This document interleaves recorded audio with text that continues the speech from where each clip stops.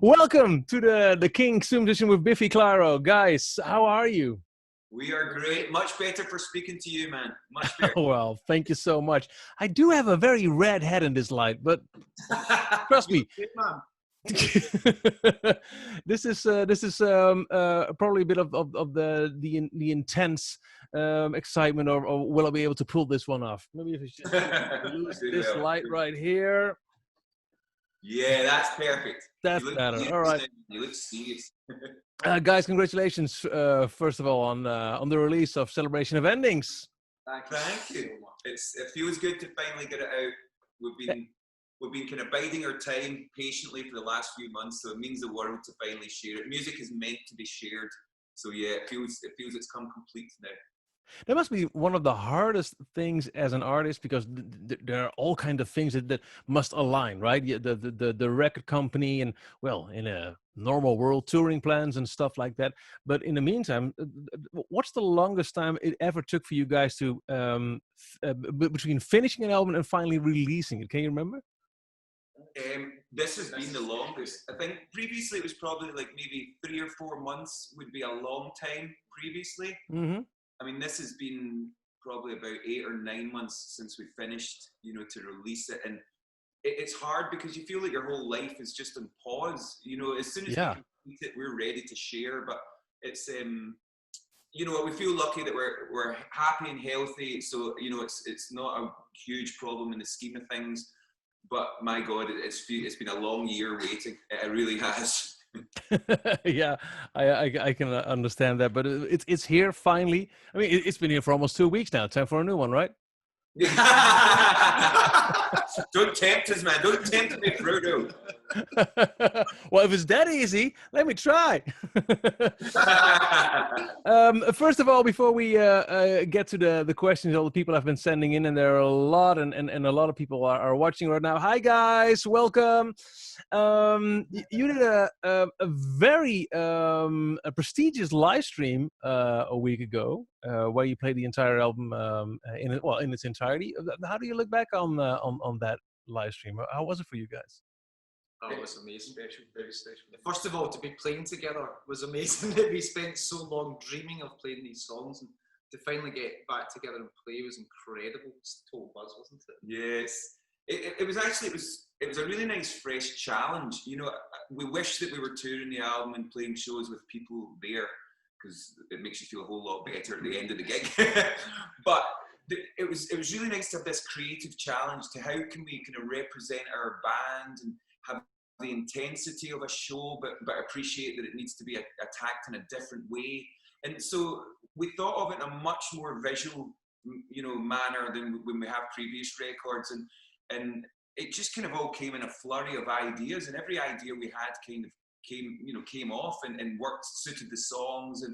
And it was in a venue in Glasgow, which is very close to our heart, called the Barrowland Ballroom. And it just felt great to be playing. That, to be honest, that was the biggest moment, was just to be able to forget about everything that was going on in the outside world and just remember the joy of sharing music together. But we appreciate everyone that watched and all that. And I think it went down well, which is good. You're never sure, when something like that. I think we're still all experimenting a little in this new normal, in this new reality, as to how to kind of feel those same emotions we have when we're in a room together, but without actually sharing the same space. But I think we did all right. Yeah, well, not too shabby. I talked to Ben the other week, and Ben, you told me that you're probably expecting when the first big gig is here, that you might end up crying. Yeah. Because of the intensity and the emotional part that live music plays in everyone's lives, actually. How about you guys? Did you make it through the live stream with dry eyes? No. At the end, I mean, this is going to sound a bit lame, but at the end, we did have a wee cry, as we say in Scotland, and I think we're all on the verge of emotion this year. We're all kind of just living at that kind of limit of trying to just feel like everything's not too panicky and everything's all right. But when you do have that taste of the way things were maybe a little while ago, or 6 months ago, or a year ago, It does bring up emotions that that you haven't felt in a while. Ben's absolutely right. I think if and when it happens that we get in a room together with people, there'll be such an overwhelming wave of emotion from all corners of the room, I think. And, regardless of whether we might end up going and seeing a show before we play. And I know that even the thought of walking into a venue, hearing a song that you maybe, because at the moment we don't know when we're going to hear these songs again. And I think there'll just be that liberation. Our souls will sing in ways that they haven't for such a long time. And I think you'd have to probably be a little bit psychotic to not get upset. So James won't be upset. James will psycho. James will do just fine. James is the first one to cry. Actually, I should say James. Wonderful. Well, they actually had some sort of test gigs here in the UK over the last couple of months, and that is one thing that came out of it, is that everyone said it was such an emotional experience. And there were other drawbacks, there were other positives, but that was the main takeaway, was that everyone was just in pieces with their emotions, because we've all been missing that contact so much, I think it's okay to say these things out loud. I've been talking with some other bands, a lady who did live stream and substitute festivals online and stuff like that, and everyone got emotional at the end. And I spent evenings in a YouTube click hole watching all kind of Glastonbury stuff and other festivals, and I cry. I think it's okay to say out loud that you fucking miss this stuff, man. It's the one thing I think. The one good thing to come out of all this pandemic is that we've all reevaluated what we cherish and what we need in our lives. And the wonderful thing is, I think we can all agree that music is such an important part of our lives. It's a companion. It forms memories. It becomes your memories. And it's been such a part of all of our DNA for so long that actually to deny ourselves it is emotional, and to then open that kind of door again and allow that in, it's intense. And we've been the same. I'm sure everyone watching as well have been going down these YouTube holes, and I was the same. The first month, it was a weepy YouTube, just watching gig after gig, going, oh, will this ever happen again? But the main thing is that we all know now how much it means to us. We need to share, as a species, we need to be together. We need to share the good moments and the bad moments. And one of my favorite things ever is when you're at a show and you see a stranger across the floor and you're both singing along with whoever's playing, and you just have that moment where your eyes connect, and you maybe will never talk to that person again, but you have that one of the most intimate times you can have with someone, and it's a complete stranger, and you never forget it. And it's just the power of music. No matter what kind of music you're into, obviously Biffy's the best, but no matter what music, it has that power, and we can't wait. We cannot wait. I think if we all just keep the patience for this year, there'll be a lot of experimenting, trying to find out the logistics of it all, so that in the new year, hopefully we can make it relaxing, safe, and also, most importantly, similar to how we feel at the moment. In the UK, there's some of the shows, there's some new guidelines this week, and it's like, you can do a show, but it can't be loud. And you can't sing. You've obviously never been to a show. As long as the crowd don't sing along, it's like, let's just not rush things. Let's just wait and try and do it properly, rather than mangle some version of a live show that isn't what any of us are connected to. I couldn't agree more. All right, guys, we have a lot of people who send in questions, and everyone watching, I might call your name, and at that moment I will try to include you into the web stream. So if you're naked and that's the thing that you're up for, that's okay with me. If you're naked and you think, oh shit, I should put on some clothes, this is the moment. Except when you're Loretta Haas, because I'm gonna put you up right now. Loretta, do you remember your question? Yes, I do, of course. Hi, guys. I saw your live stream the other week, which was great. And I got the impression that some of the songs on the live stream were slightly different than the version on the album. And it made me wonder, I don't know if it is correct, but maybe because there has been some time between the recording and finally the release, maybe now, looking backwards, are there some things you might have liked to do differently? That's a tough question. Good question, Loretta. Thank you. It's strange. I think the songs just kind of evolve ever so slightly over time. And I guess if we were out playing shows night after night, they perhaps would have retained exactly the same structure. But saying a song like Instant History, I've been messing around with this guitar solo, and it just feels good to do it live. Some things make sense when we're together, and then maybe in the record we need something different. So I don't think we'd necessarily change the record. I think it's kind of part of our process that slowly, as we play the songs more, they'll kind of tweak ever so slightly. And part of that reason is it gives us a reason to come back and make another record. You know, if you make something you think is absolutely perfect, then we might not make another record. So we're always hoping for almost perfection. Stick to that then. Love another record. Eefje, I'm gonna ask you to join now. Eefje, welkom. Hi guys. Good to see your faces. We've missed you. Oh, miss you too. Miss you too. Oh, fingers crossed for April, guys. That would be, yeah, for sure, for sure. Literally. Yeah. Since the new album is out, and us as fans, you know, you guys tattoos, everybody's asking for handwritten lyrics somewhere on their skin to get tattooed.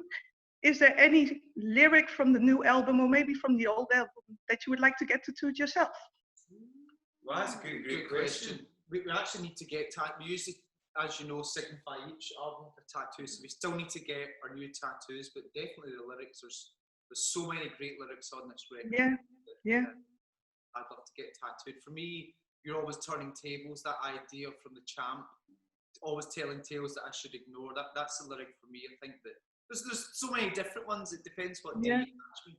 But that's the one today that I get it right here. Yeah, that would be nice.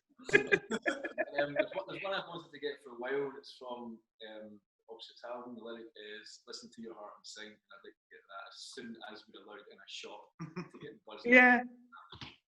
I probably wouldn't do it because it'd be the equivalent of getting my own face. But maybe I'll just skip that and get my face tattooed in my neck or something. Yeah. But you know what? We do every album. We get a team tattoo. Yeah, so I know. We'll need to come up with something soon for that. Blue stripes, yeah, exactly. Guys, you know. Exactly. We'll probably get hey. Yeah. Thanks so much for your question, though. It's lovely to see you. Thank you, and see you in April. Yes, fingers crossed. We will definitely see you in April. Thank you, Eefje. Thanks. Looking forward to the hey. Oh, I made so many lousy DJ jokes with that song. I'm sorry about it. Oh, good morning. Hey. Whoa, good morning. Sorry about that. It's time to let in Yvonne with her question. Hello, guys. Good to see you. Hello. Yvonne, what's your question? I was wondering if you had to be in another band for a while, what band would you choose? Oof. Good question. Of course, I don't know. For me, it would have to not be a rock band, because I'm already in the best rock band that I know of. You know, there's a Scottish band called Lijf who do kind of slightly alternative, but it's slightly modern trad. I know that doesn't make sense, but it's Scottish folk music with a bit of a modern twist. And I think I'd be right out of my comfort zone. I wouldn't know what to do, and I think that's the best place to be. So I think I'd love to play with that band called Lijf. Okay, I don't know them, but I can look them up. Go check them out. They're a killer band. So I would probably choose something really avant-garde. So I would probably ask to join Death Grips, who are a wonderful kind of experimental hip hop band. And the noise they make, their drummer's incredible. The noise they make for just three of them is insane. And the front man just makes me want to run away. It's absolutely terrifying.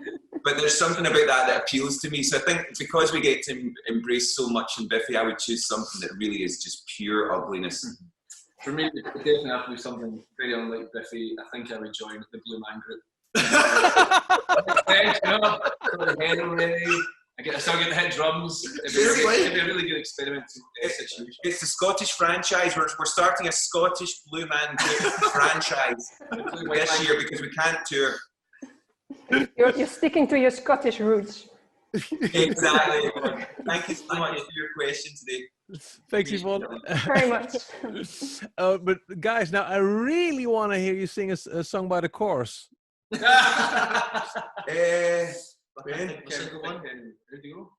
You mentioned it. I just because I want to be Run away. Hold on.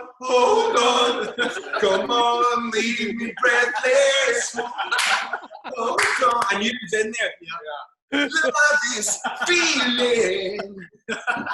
Leave me. I just slapped my head there. Oh no.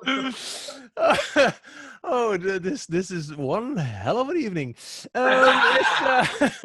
It's time to let in Ian. Ian, good evening. Oh, yeah. Ian sent in 25,000 questions. You're right, kind of guy, Ian. I think we're going to like you. Let's start off with Ian. You had a question specifically for Ben about his drum riffs. Ben, I had a question for you because I always like your drummings on every album, but I noticed some nice things on the new album. So what I wanted to know is how did you experience making the drums for this album? Wonderful experience. A lot of trying to push myself further and further every time I kind of attacked it. A lot of encouragement from these guys right beside me. They're always there to tell me that I can do better and I can push myself further than I have in the last album. And it's just about that, really, just experimenting and then reading the look in these guys' faces when I listen back to stuff. And a lot of late nights with Rich Costa, you know, he pushed me really hard as well on this album. And it's just good to have people around you that will try and encourage you to be your best. And that's what happened here. But I have to say, Ian, it's inspiring for us because Ben normally records first as a drummer. And it's always really hard and quite isolating when you're the first one to kind of build the songs. So it makes our job a whole lot easier, you know, when Ben really is so inspiring with what he's doing. And it's not an easy position to be in, but it means we can just twiddle our thumbs and go, Ben, come on, man, you can do slightly better than that. But, you know, I absolutely agree with you, Ian. Sorry to talk about Ben as if he's not here, but in this record, Ben's playing. It's the best playing I've heard on any Biffy album, and I think he's only getting better. It's only getting better. Yes. But if he goes to the Blue Man Group, he fucking get it. Still can't wait to see that happen, though. It's on the cards, man. Thank you very much, Ian. Thanks, Ian. Good to see you. Bye. Thanks, Ian. Let's go to Steve, and he had a very interesting question. Yes, there you are. Hey, hi Steve, guys. welcome. Hi.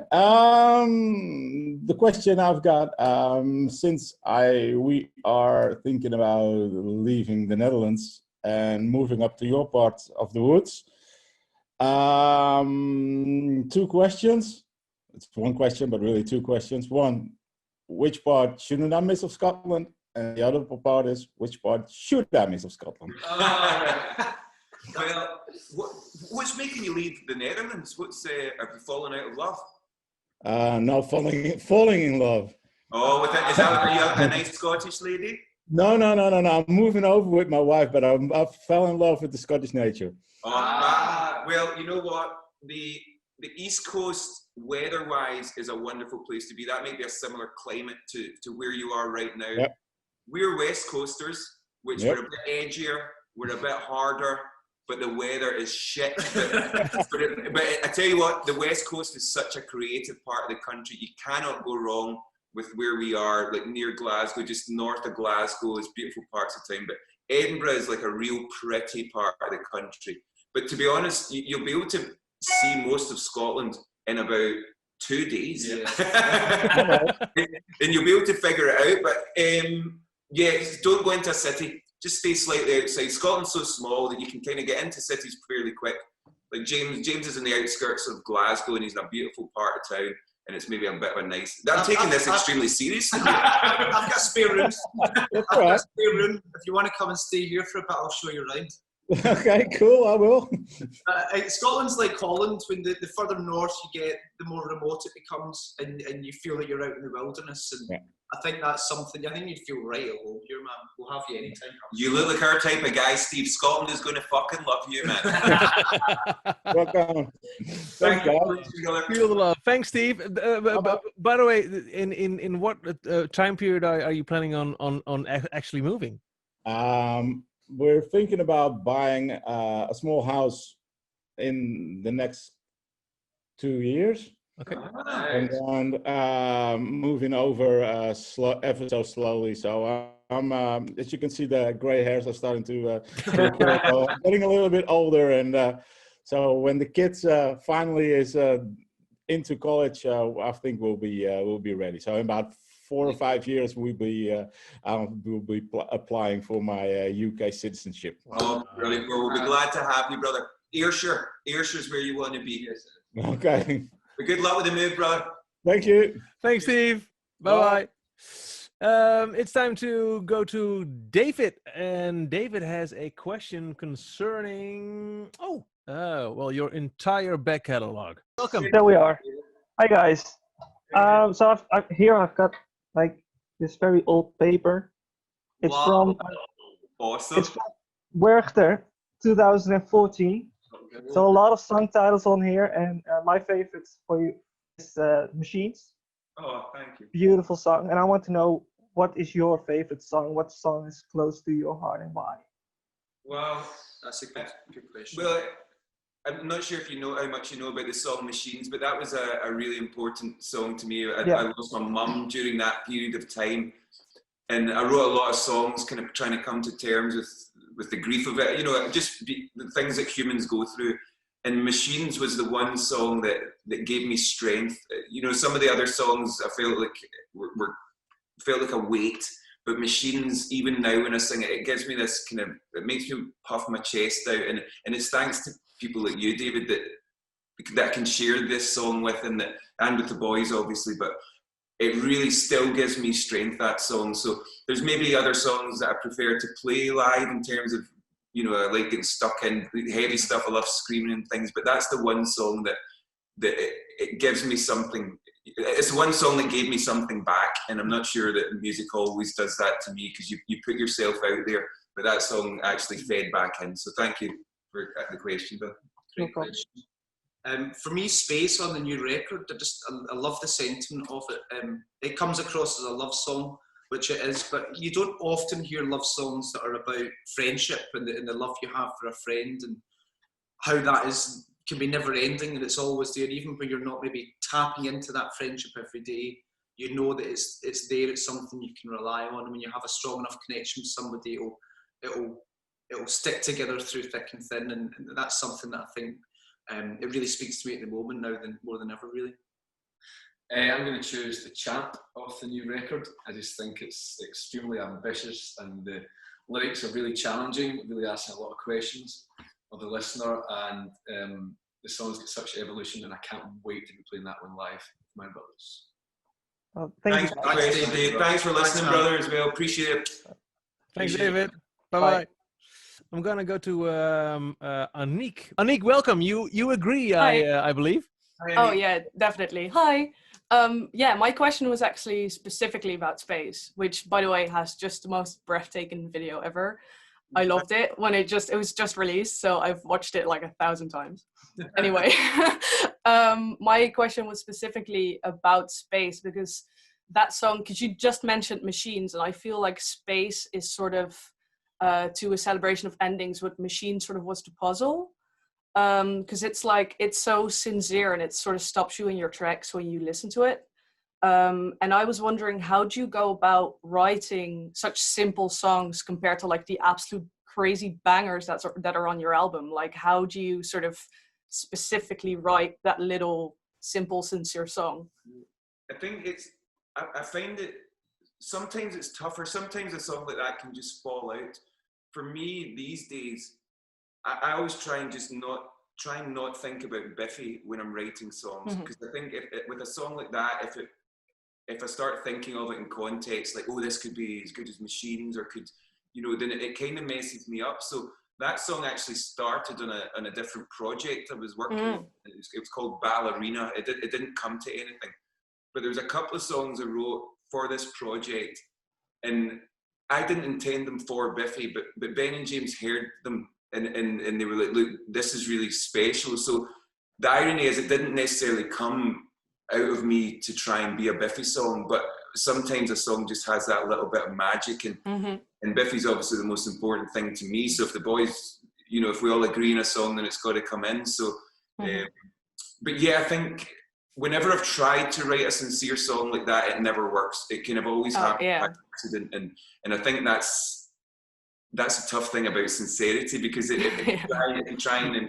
you know, like, create it or pull it out of thin air, it's pretentious, and it just doesn't work. So it's kind of in the universe, and you know, it really is. But I thank you so much for digging the song. It means definitely. And it does feel it's doing something to me. There's very few songs that when I listen back as well that I feel the kind of goosebumps, because normally I'm just thinking of what we'd do differently or what we would do next. But that song is doing it at the moment. So thank you for listening. Yeah, no problem. I absolutely love it. So sweet. Thank you, Aniek. Thank you, Aniek. Thank you, El. Bye. It's time to go to Rita. Hello, guys. Do you remember this? Can you see it? Yeah, where's that? Lowlands 2013. That was in that small cube? Yeah, the container where you were so hot. It was the hottest gig we've ever done. Thanks for going to that weird I was actually there, as you can see in this one. Wow, oh, brilliant. So that's just to start off with.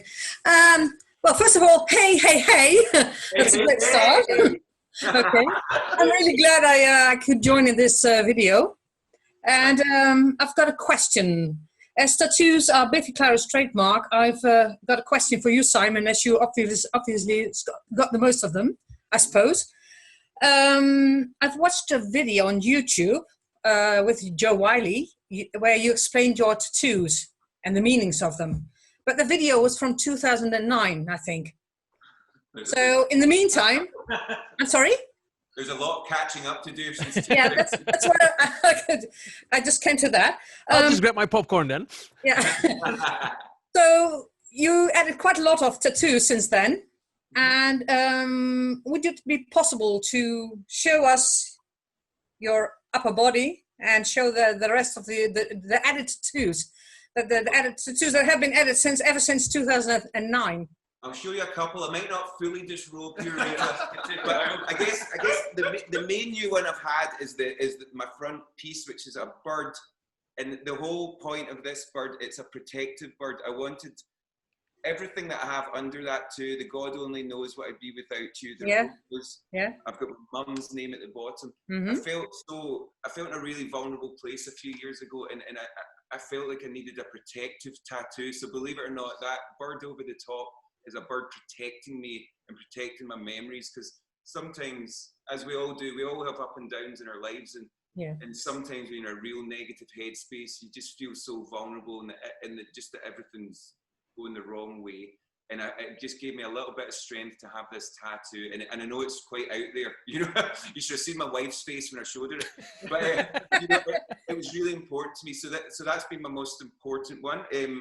I've got a piece of my arm, on my hand there, called the wow signal.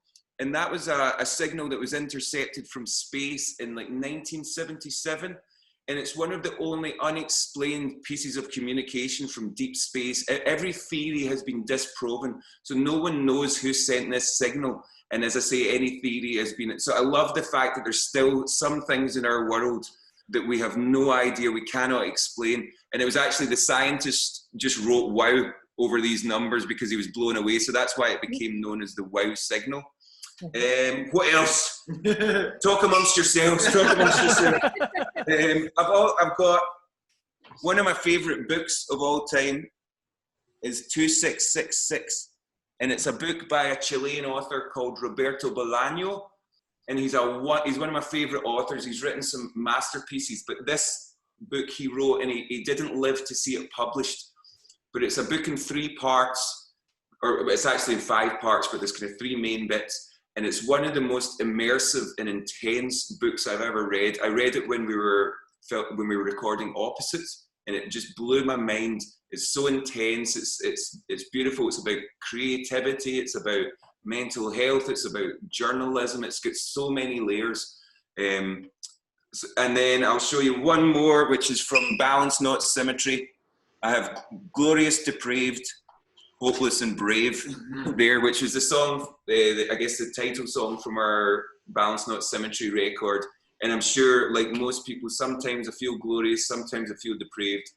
more than often than not, I'm hopeless and not brave. But yeah, I could talk to you for hours about this, Rita, but thank you so much for the question. I do really appreciate it. I hope that was a little but will there ever be another video being made about all the tattoos?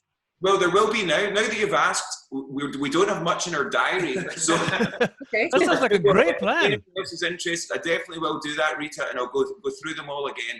Thanks Okay. so much. I've got just one thing to say. You were talking about the north of the country that's a bit remote. I live in the northeast, in the city of Zwolle.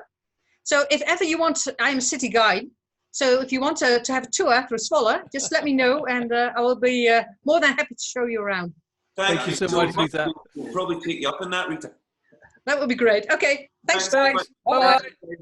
Okay, we got like 7 minutes to go, so we might want to speed things up. We've got Johan. Hey, congratulations on the new record for first. Thank you so much. Simon, you just said as a perfect bridge, you said music as a companion.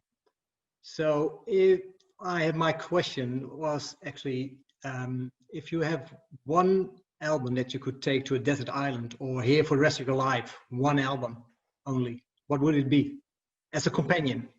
Do you know what your album would be? Well, yeah, Michiel asked me as well, and I said something, probably a double album from, I think, Delicate Sound of Thunder from Pink Floyd. But after he asked me, I was thinking, yeah, maybe something more unpredictable, something more like Tool or Ocean Size, maybe. Yeah, a good shout. It's strange because there's two ways to look at it. Part of me would want, yeah, like something complex that it would take me a while to get my head around. But I would probably, believe it or not, choose John Lennon and the Plastic Ono Band album. That album really spoke to me. I didn't discover that until about 5 or 6 years ago. You know, I deliberately resisted the Beatles and John Lennon and all that for so many years, just because there's nothing worse when people say, "Oh, you'll love that," and it's like, don't tell me what I'll love. Getting older, Simon. Exactly. But that album really changed a lot for me internally and emotionally as a grown man, which is strange. Music normally has the biggest impact in your teenage years and your early 20s. But for me, that album had a bigger impact than I could possibly imagine. So that would be the album that I would take, because I just think it's pure soul. He's put his soul on that record, and for someone in his position, I think it's such a brave move. So bizarrely, that would be it. Although I would have said Use Illusion 2 about 6 months ago. It's a good question, a really good question. I feel like saying a Biffy album, but I'm just going to resist the urge because I think that's maybe a bit cheesy.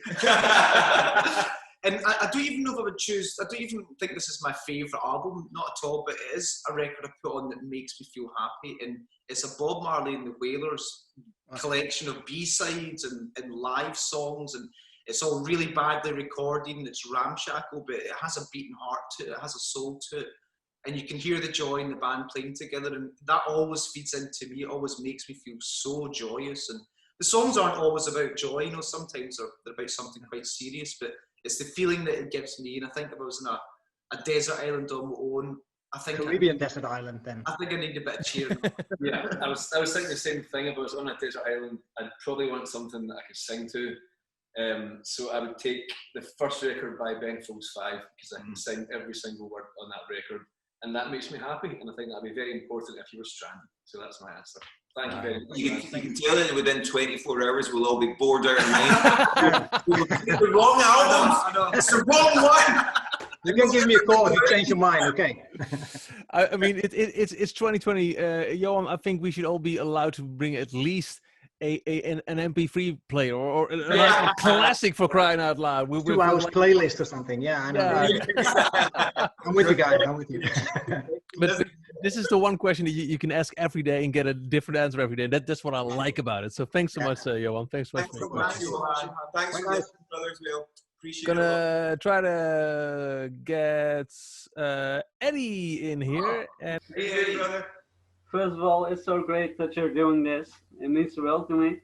I love the new album. I really do. I love every single song of it. I listen to it like 1,000 times since it has been released. Yeah, my question is about about James. There are so many great bass lines you wrote the couple of years that albums you made. But I was eager to find out what is your most ambitious and the best bass line you personally think you ever written. Well, thanks so much, Eddie. That's really. I want to ask you about your bass guitars, man. Yeah, that's right. I'm jealous. Well, for me, Eddie, and I'm sure it's the same with you. When you're playing a song, it's about how it makes you feel, and that happens on so many levels. When you're listening to music, when you're in the studio, or when you're standing on stage with your brothers. That was a cool shot of you on stage, I have to point out.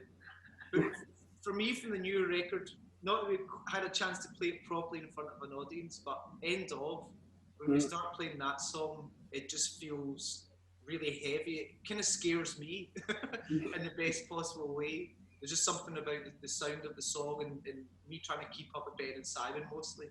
I think it's the way it makes you feel when you're playing something, for me, as opposed to the kind of technicalities of the part, or whether it's a difficult part to play. Often, sometimes for me, the easiest stuff to play can be the most fun, because it's about just how it makes you feel, really. So, what sort of music do you play, Eddie, may I ask?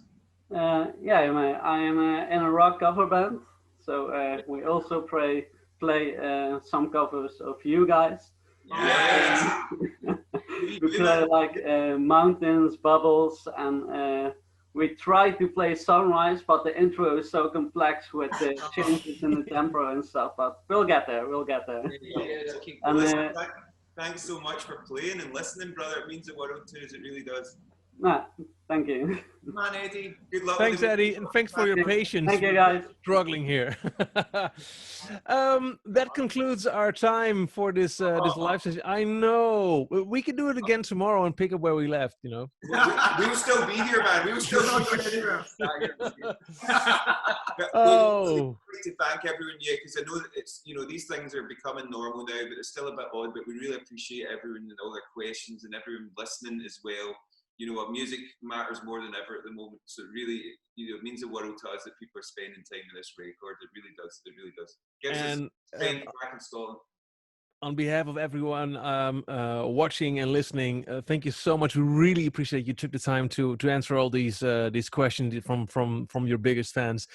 It's hard to predict the future, but I have a very, very, very good feeling about October 2021, the 22nd of October.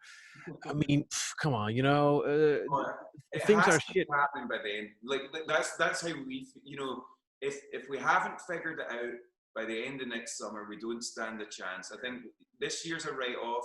We start the new year, everyone will be testing the waters, and then become summertime and the end of the year, we need it. It's almost more important than anything else. It's a life giver, and we need. Life's too short to not have these moments of joy.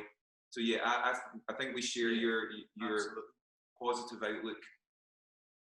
Thank you so much. Fingers crossed, goddammit. Simon, James, Ben, thank you so much for your time, and we'll see you again very soon in the flesh. I'm sure of that. Well, so thank you for your time, brother. It's a pleasure as always. Thanks. Cheers, guys. Bye-bye.